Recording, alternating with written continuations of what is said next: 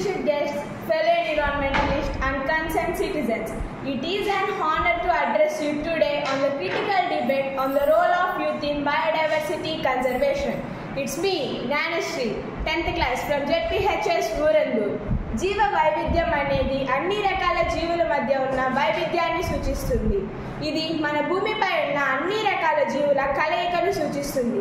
మన చుట్టూ ఉన్న చెట్లు, జంతువులు, పక్షులు, సూక్ష్మజీవులు, కీటకాలు, చేపలు అన్ని జీవ వైవిధ్యంలో భాగమే. జీవ వైవిధ్యం పర్యావరణ సమతుల్యతను సూచిస్తుంది.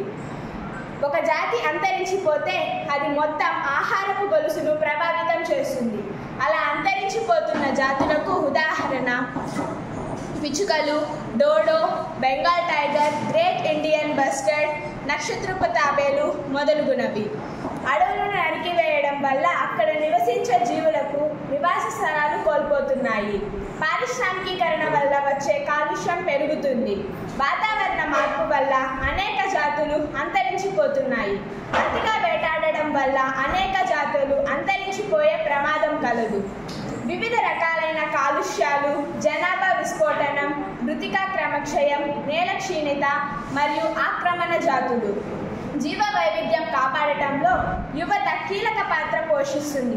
పాఠశాల స్థాయి నుండే జీవ వైవిధ్యాన్ని ఒక పాఠ్యాంశంగా చేర్చి విద్యార్థుల్లో అవగాహన పెంచాలి. పాఠశాలల్లో, కళాశాలల్లో ఎకో క్లబ్బులను ఏర్పాటు చేసి సెమినార్లు, వీధి నాటకాలు, ఏకపాత్రాభినయాలు, డిబేట్లు, యూట్యూబ్లో షార్ట్స్, ఇన్స్టాలో రీల్స్ చేసి యువత అందరికీ అవగాహన కలిగించాలి. ఇది యువత మాత్రమే చేయగలదు. చెట్లు నాటడం, అడవుల పెంపకం ద్వారా జీవ వైవిధ్యాన్ని పరిరక్షించడంలో యువత ముందు వరుసలో ఉండాలి. ప్లాస్టిక్ కాలుష్యం వల్ల జీవ వైవిధ్యానికి పెద్ద ముప్పు. కాబట్టి ప్లాస్టిక్ వాడకాన్ని తగ్గించడం మంచిది. నీరు అన్ని జీవులకు అత్యంత ముఖ్యమైనవి. నీటిని వృధా చేయకుండా ఉండడం ద్వారా జీవ వైవిధ్యాన్ని మనం కాపాడవచ్చు. పెంపుడు జంతువులను, పక్షులను ఇళ్లలోనే పెంచుకునేలా యువత ప్రోత్సహించాలి. తద్వారా జీవ వైవిధ్యతపై బాధ్యత పెరుగుతుంది. జీవ వైవిధ్య పరిరక్షణకు విద్యార్థులు, యువత అందరూ తప్పక పాలు పంచుకోవాలి.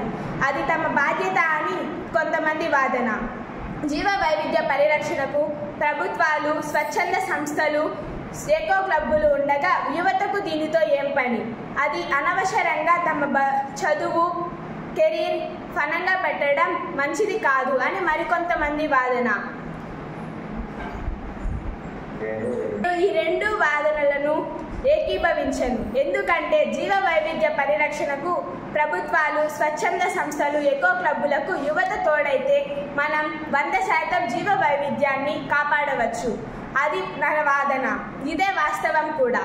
Let's work together to save God to incredible diversity of life around us. Thank you one and all.